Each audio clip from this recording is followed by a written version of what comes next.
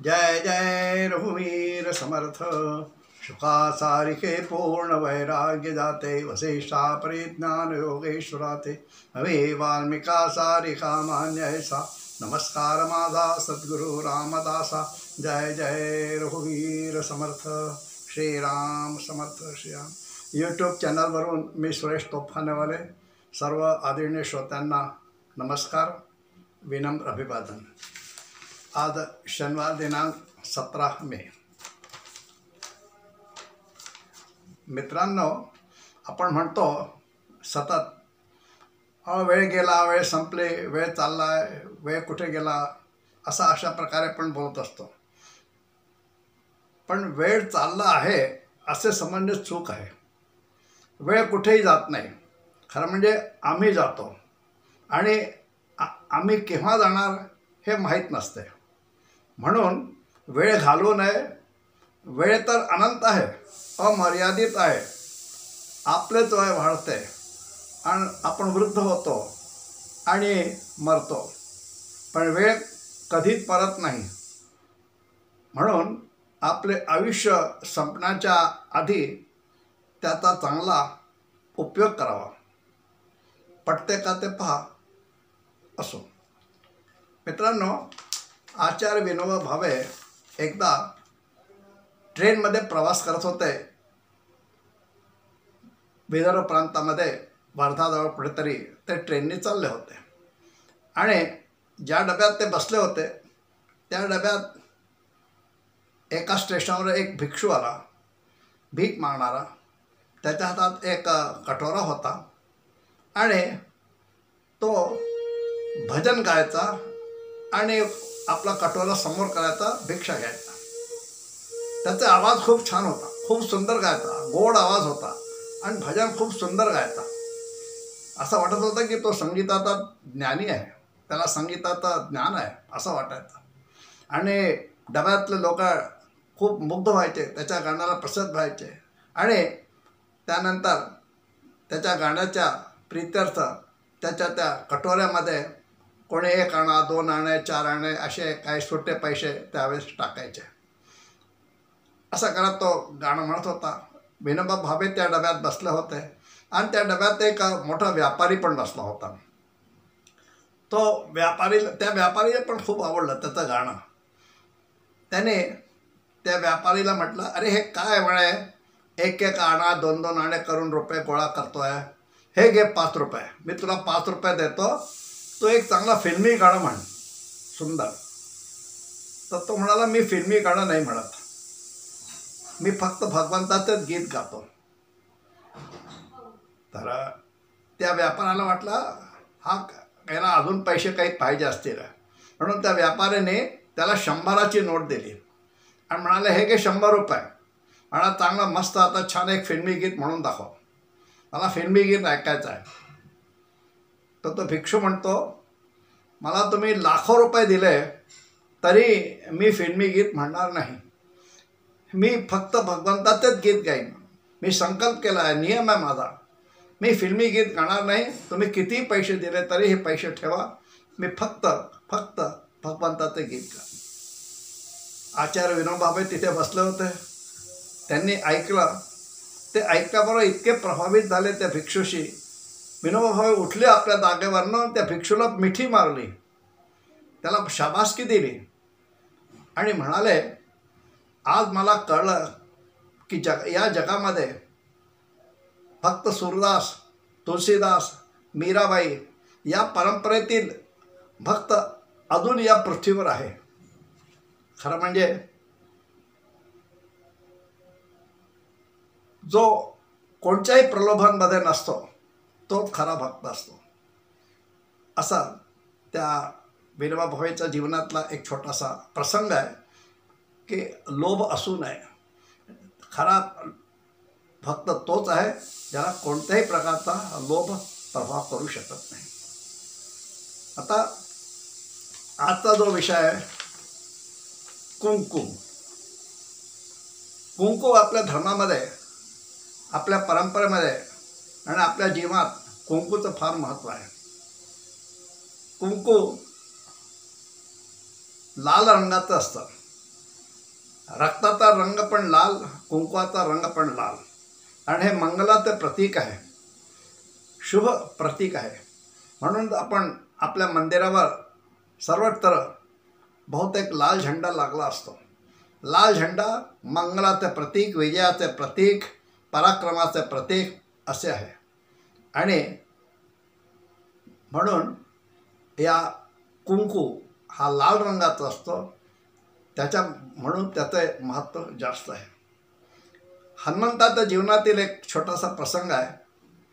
हनुमंत बल, विद्या, पराक्रम याचे दैवत आहेत आणि प्रभू रामाचे ते परमभक्त, श्रेष्ठतम भक्त आहेत. एकदा त्यांनी पाहिलं की भगवती माता, सीता माता आपल्या वेणी वगैरे विंचरतात आहे आणि आपल्या केसाच्या भांगमध्ये सिंदूर लावतात आहे. सिंदूर केसाच्या भांगमध्ये त्यांनी भरला, लावला. हनुमंत पाहत होता, हे काय आहे? त्यांनी विचारलं, माते हे काय आहे, तुम्ही हे काय करता?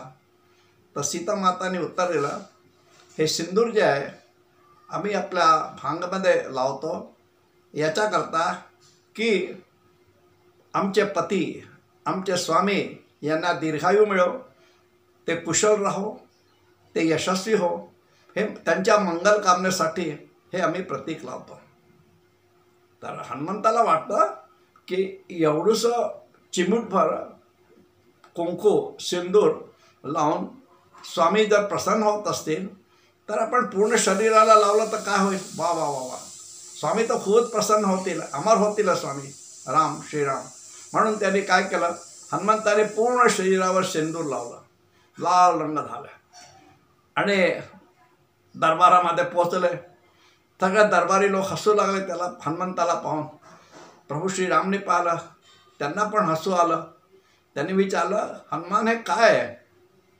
त्यांनी हनुमानाने सगळं सांगितलं की भगवती मातेला मी असं पाहिलं आणि त्यांनी मला सांगितलं की सिंदूर लावल्याने भांगमध्ये स्वामी प्रसन्न होतात, अमर होतात. तर मी विचार केला की एवढंसं चिमूटभर सिंदूर कशाला, पूर्ण शरीरावर लावलं तर स्वामी आपल्या खूप प्रसन्न होतील, खूप अमर होतील ते. म्हणून मी पूर्ण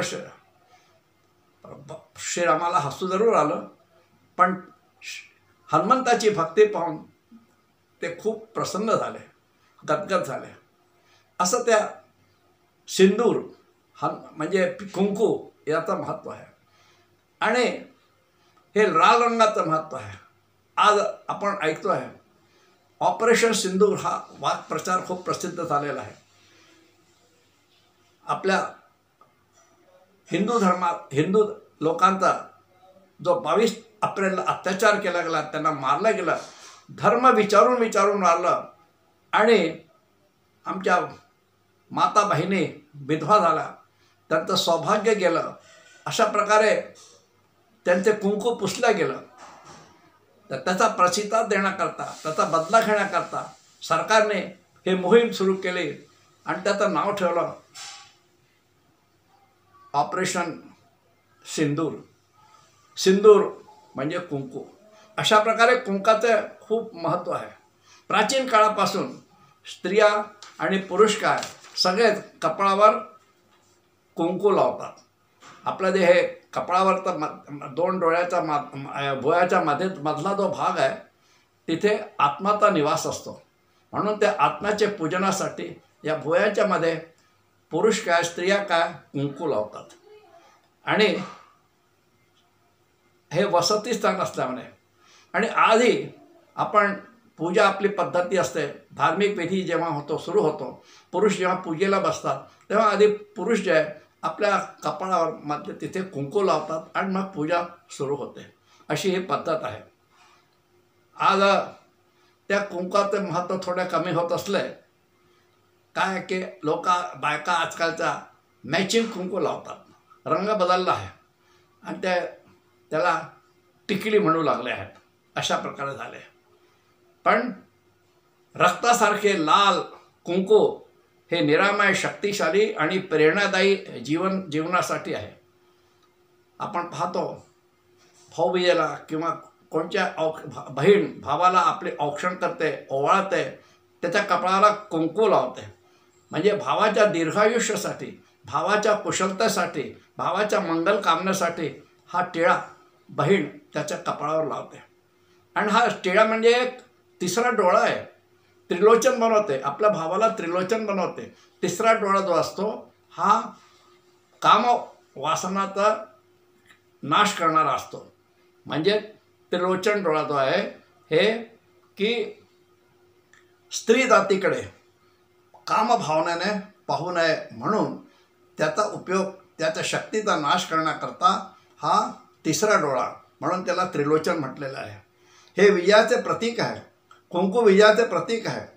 जुन्या काळी पुरुष युद्धातून येत असे, पराक्रम करून येत असे, विजयी होत असे, तेव्हा आपला रक्ताचा टिळा त्या आपल्या पत्नीच्या कपाळावर लागत होते. आणि स्त्रीला, जेव्हा पुरुष कोणत्याही स्त्रीला आपली पत्नी म्हणून स्वीकार करतो तेव्हा सर्वात आधी तिच्या कपाळावर कुंकू लावतो, टिळा लावतो. आपण पूजेच्या वेळी देवतेची पूजा होते, आरती होते, त्यावेळेस जे कोणी जिथे असतात, पुरुष स्त्रिया असतात, सगळ्यांच्या कपाळावर आधी कुंकू लावलं जातं. कुंकूचं इतकं महत्त्व आहे की कुंकू जर कधी चुकून पुसला गेलं तर त्याला म्हणतात कुंकू वाढलं असं म्हणतात, कुंकू पुसल्या गेलं नाही म्हणत. मित्रांनो, आकाशात दोन टिळे आहेत. एक सूर्य आहे जो दिवसा असतो, तो ज्ञानाचा प्रतीक आहे. आणि दुसरा रात्री चंद्रमा हा दुसरा टिळा आहे, तो भावाचं प्रतीक आहे. ज्ञान आणि भाव याचा समन्वय असे.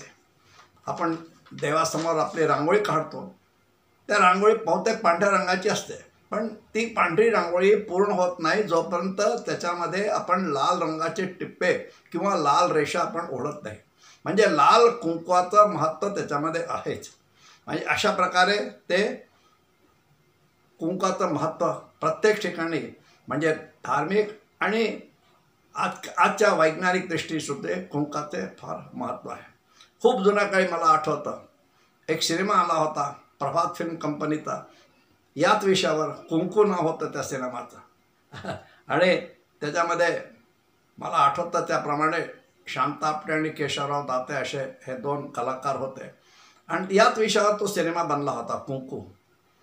तर कुंकवाचे महत्त्व आणि आज जे ऑपरेशन सिंदूर चालू आहे त्याचा कसा काय संबंध आहे त्याचा सांगण्याकरता हा थोडासा मी प्रयत्न केला आहे. कुंकवाचं महत्त्व कसं आहे ते दाखवण्याचा प्रयत्न केलेला आहे. आपल्यास आवडल्यास कृपया कमेंट्स करा, शेअर करा आणि माझ्या चॅनलला अधिकाधिक सबस्क्राईब करा. धन्यवाद. जय जय रघुवीर समर्थ.